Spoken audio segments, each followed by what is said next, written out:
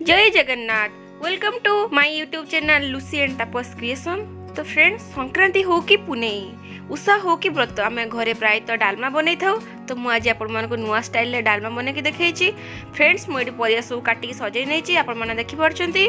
मुझे रखी मुग डाली राति भिजे गजे मुग और बुट को सब मु राति भिजे नहीं सकाଳେ मु छाणी नहीं देखिपी।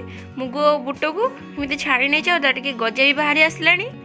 साइड रे मुझे स्क्वायर साइज रे रखी बैगण जह्नी रखी आलू रखी पटल रखी टमाटो ये सब स्क्वायर साइज रे काटी नहीं नड़िया सब गोटे फाड़ ये कर नहीं।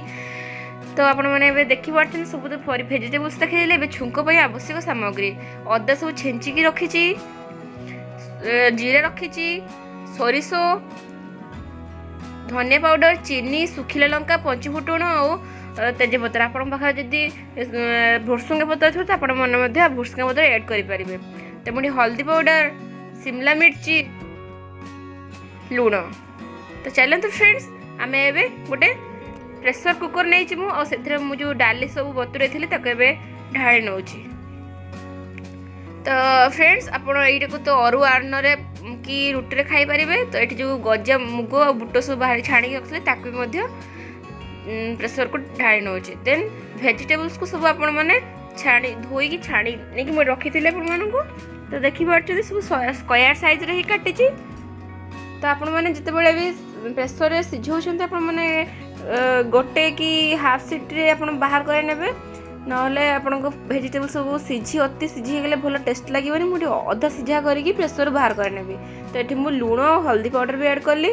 देन मु प्रेशर रे मीडियम फ्लेम रे सीझे छाड़देवी। तो फ्रेंड्स एबे देखी पार्छंती माने परिया सब सीझी आसला। आपण माने एबे देखंतु मु छुंक गोटे पैन नहीं किसी गुआ घी नहीं। आपण मानक जदि गुआ घी पसंद नहीं तो आपण मैंने रिफाइन ऑयल यूज करें। तो गुआ घी टे गरम हो आसला मुझे तेजपत्र जो रखी थी ऐड कर। देन मैं चीनी किसी ऐड कर जोड़ा कि डालमार किसी कलर आसो और टे मिठार स्वाद आसो। आपण मानक जदि चीनी पसंद नहीं तो आपण मैंने गुड़ ऐड करेंगे। जो मन डायबिटीज अच्छे से गुड़ ऐड करेंगे। तो ये मुझे अदा छेंचे पकई सुखिला लंका सोरिष पंचफुटण ये सब आपण मैंने नहीं भल से फ्राए करने जमी सब मसला गुड़ाक टे पुटपुट हो आसो। तो फ्रेंड्स देखिपी मसला टे कलर हो आसला। देन मुझे ऐड करुँची टमाटो आपण मैंने चाहिए टमाटो प्यूरी ऐड करेंगे। फ्रेंड्स नड़िया को आपण मैंने टी फ्राए करके पकेबे ना तार फ्लेवरटा अधिक दे था। आप गोटे मठर डालमा पड़िया लगी था बहुत ही टेस्ट लगी था। तो फ्रेंड्स आप नड़िया को पूरा भल भाव फ्राए करने जमी आपको गोटे रेडिश कलर आसो नड़िया जमी रेडिश आसो। तो आपने देखिपी केमी कलर आसीगला। तो फ्रेंड्स यदि आप मो चैनल नुआ अच्छा एत सब्सक्राइब करना तो प्लीज फ्रेंड्स सब्सक्राइब करनी और पाखे बेल बटन को दबाई देवे ताकि मो वीडियो नोटिफिकेशन पाइबे। तो देखिपी फ्रेंड्स मुझे परिया सिझिकी रखी बाहर कर नहीं। तो आपको जमी कही अधा सीझा ही मुझे बाहर कर नहीं। तो मसला द्वारा कषि नौ जहाँकि डालमार टेस्ट को अधिक बढ़ेब। तो देखिए फ्रेंड्स मुझे भल भाव कषि नौ भल भाव कषि नहीं सारापर आपन टिके पानी ऐड करिकी किछि टाइम ढांकी सिझापी देदेवे।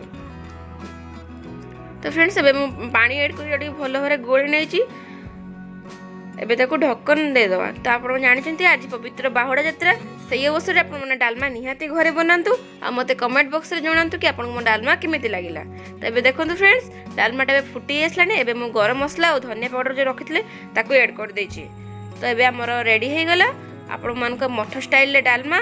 तो फ्रेंड्स मो चैनल को लाइक करने को जमा भी भूलिए। कमेंट बॉक्स में आप निहाती कमेंट करेंगे कहीं मत आपको कमेंट पढ़ाई बहुत ही भल लगे। तो फ्रेंड्स एबे आम डालमा रेडी हो गला। आपण फैमिली मेंबर्स को सर्व करके दिंतु और डालमार मजा नियंतु।